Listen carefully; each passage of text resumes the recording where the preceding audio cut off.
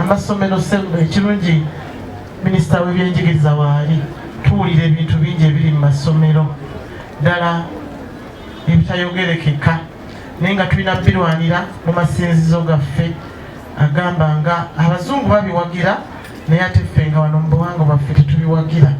era nze mbadde nsaba bannaddiini abali wano twongereko omulamwa ku kigambo kyebyo ebintu ebizze kyetwaliise homosexual mu masomero kubanga bisusse byeyongera bweyongezi ate waliwo ababisponsalinga tulira nti buli mwana akkiriza bamuwa buli mwezi emitwalo 6 naye bwe tunaaba situli masinzizo wano kubivumirira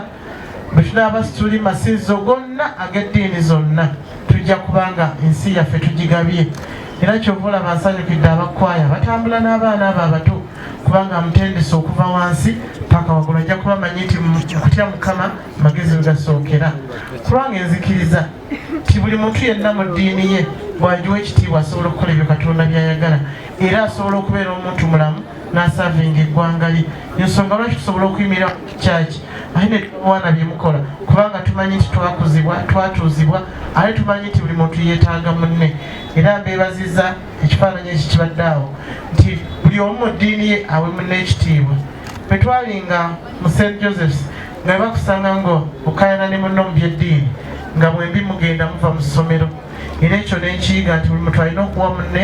ekitiibwa kye mu ddiini ye olemegga nti ono ali bw'ati ono ali bw'ati n'abaana tubatendekere ddala okuva wansi paka waggulu abaana abo tebajja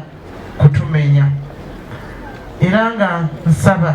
weyongezi bakyongedde eyo era nze bwe nsaba parish oba ekisinde ekirala mukyongereyo eyo tugende nga tufundiisa abasawo abaganda bakabaka aganda babeeranga muno mu mukono ne bazannyira muno naye kati efuuse ya ddiini mbasaba twongere okusomesa abantu eddiini ebikolwa bino ebitiisa abantu ebisaddaaka abantu ebikola bitya biggwe mu mukono ate n'egyebiraga yonna bireme genda kuba twagala biggwe mu Uganda naye luli mukono abadde amanyiddwa nti mukono bw'ogendayo bw'oyagala omusawo omukugu naye kati tuga nti waliyo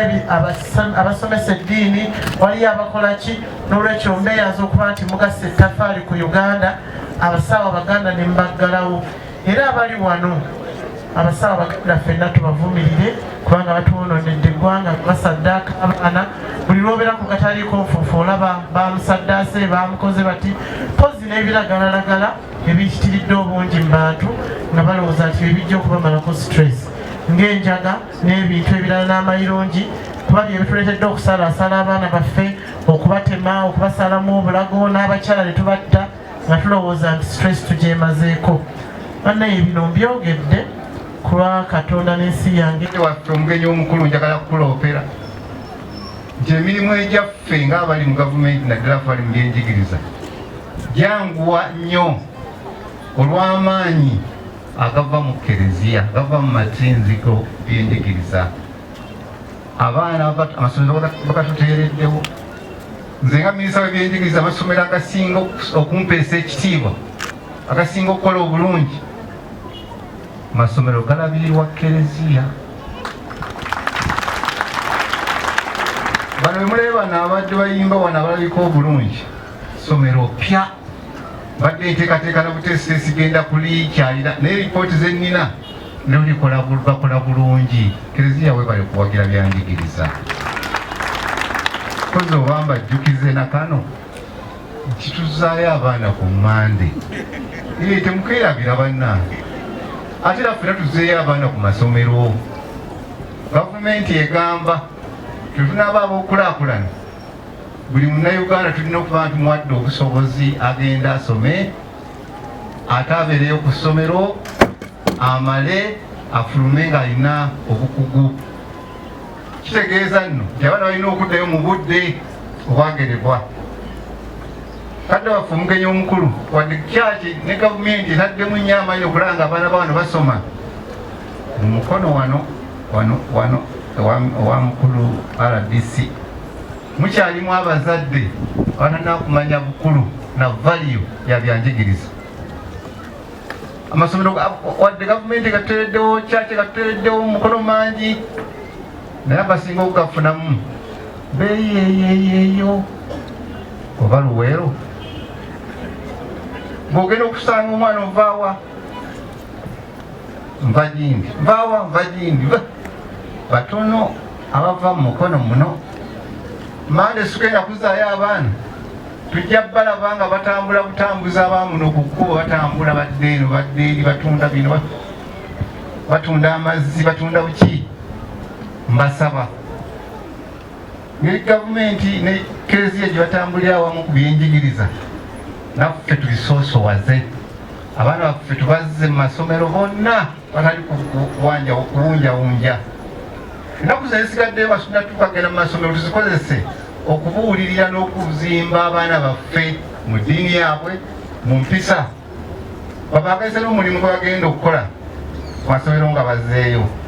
taamu ewedde twafuna ebizibu n'abaana mu masomero mangi bakola strike bekalakasa